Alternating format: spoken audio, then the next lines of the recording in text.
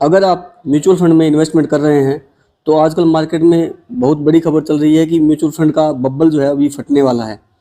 बब्बल यानी कि गुब्बारा। और ये खबर आजकल बहुत मार्केट में छाई हुई है। क्यों? क्योंकि स्टॉक मार्केट में बब्बल एक बार पहले ही फट चुका है। स्टॉक मार्केट में बहुत बड़ा क्रैश आया था एक बारी कुछ साल पहले। और क्यों? क्योंकि म्यूचुअल फंड जो है वो भी इनडायरेक्टली आपका स्टॉक मार्केट में ही इन्वेस्टमेंट करता है। और जो म्यूचुअल फंड्स होते हैं वो स्टॉक मार्केट या अलग अलग एसेट्स बाई करते हैं, तो ये एक फाइनेंशियल एसेट की तरह काम करता है। तो लोगों में आजकल ये धारणा बन गई है कि जैसे स्टॉक मार्केट में बब्बल आया था और ब्रस्ट हुआ था या फूटा था, उसी तरह अभी म्यूचुअल फंड में भी बब्बल आने वाला है और फूटने वाला है।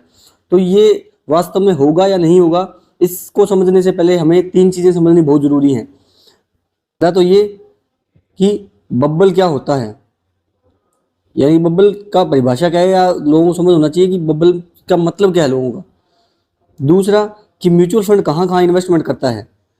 और तीसरा ये कि म्यूचुअल फंड में कौन कौन इन्वेस्टमेंट करता है। ये 3 चीज़ें अगर हमें क्लियर होगी तो हम इस बब्बल का, और बब्बल फटेगा या नहीं फटेगा, इसको हम अंदाज़ा लगा सकते हैं और इसमें हमारा इन्वेस्टमेंट का हम उस हिसाब से प्लान कर सकते हैं।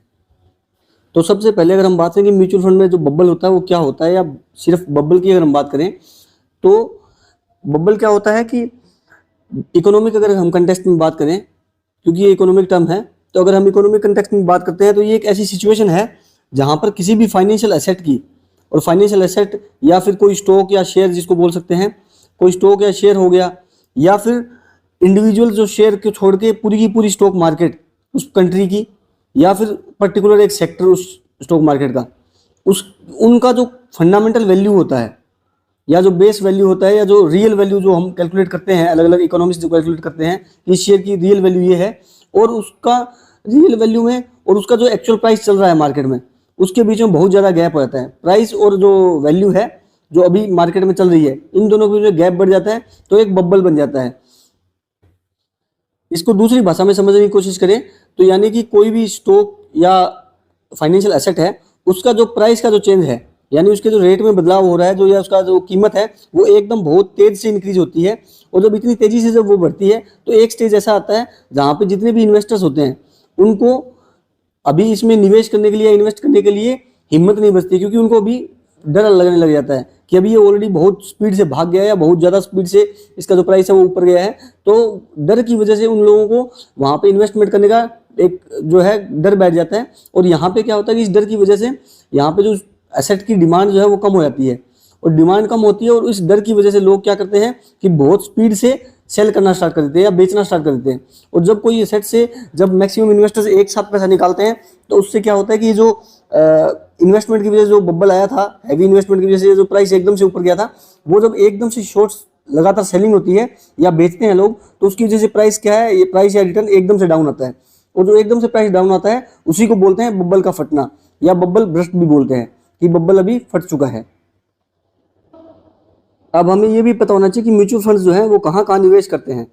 म्यूचुअल फंड सिर्फ अकेली एक कैटेगरी में निवेश नहीं करते हैं। आप अगर देखोगे तो म्यूचुअल फंड में बहुत सारी स्कीम्स होती हैं, बहुत सारे फंड होते हैं, लेकिन म्यूचुअल फंड कहीं भी एक जगह पे इन्वेस्टमेंट नहीं करता है। म्यूचुअल फंड जो आपका गोल्ड में भी इन्वेस्टमेंट करता है, इक्विटी शेयर्स में भी इन्वेस्टमेंट करते हैं, डेट स्कीम्स में भी इन्वेस्टमेंट करते हैं, और इवन प्रॉपर्टीज में भी इन्वेस्टमेंट करते हैं। तो जो म्यूचुअल फंड का जो इन्वेस्टमेंट होता है वो डाइवर्सिफाइड होता है बहुत ज़्यादा। अब जब म्यूचुअल फंड में इतना ज़्यादा डाइवर्सिफिकेशन होता है और अलग अलग स्कीम्स होने के बाद भी अगर हम कोई भी पर्टिकुलर स्कीम लेते हैं तो उसमें भी जो फंड मैनेजर होता है उसके पास लिमिटेशन होती है कि वो जो सेबी के द्वारा मैंडेट किया होता है कि हाई रिस्क में ज़्यादा एक्सपोजर नहीं दे सकता है पैसे को, एक ये सेबी द्वारा रेगुलेटेड किया हुआ है। तो ये बहुत ज़्यादा डाइवर्सिफाइड स्कीम्स होती हैं म्यूचुअल फंड्स की। स्टॉक मार्केट में मेनली 4 टाइप के इन्वेस्टर्स होते हैं। उसमें सबसे जो पहला होता है वो होता है FII यानी फॉरेन इंस्टीट्यूशनल इन्वेस्टर्स। सेकंड होता है DII यानी डोमेस्टिक इंस्टीट्यूशनल इन्वेस्टर्स। तीसरे होते हैं HNI high net worth individuals, जिनके पास बहुत सारा पैसा होता है और एक साथ पैसा लगाते हैं।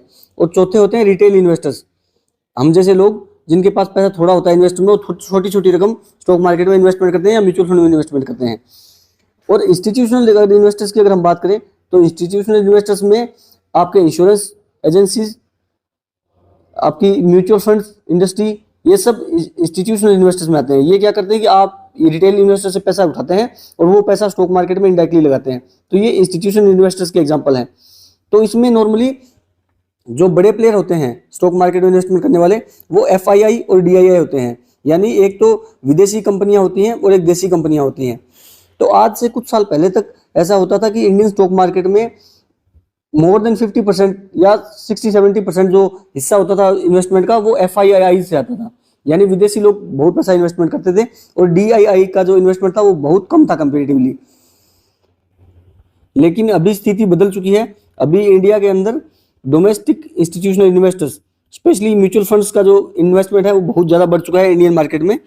और अगर हम एग्जांपल की बात करें तो सिर्फ लास्ट महीने यानी कि अक्टूबर में जो SIP, सिर्फ SIP के थ्रू जो मूवमेंट हुआ है पैसे का इंडियन मार्केट में वो 16,928 करोड़ रुपए का हुआ है। लेकिन वही इन्वेस्टमेंट SIP के थ्रू नवंबर के महीने में बढ़ के 17,703 करोड़ हो चुका है।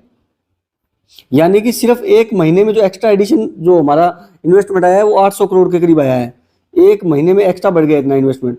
यानी कि अभी FII का जो बोलबाला होता था पहले मार्केट में वो अभी कम हो गया। तो अभी डोमेस्टिक इंस्टीट्यूशंस का इन्वेस्टमेंट जो है इंडियन मार्केट में बहुत ज़्यादा बढ़ चुका है।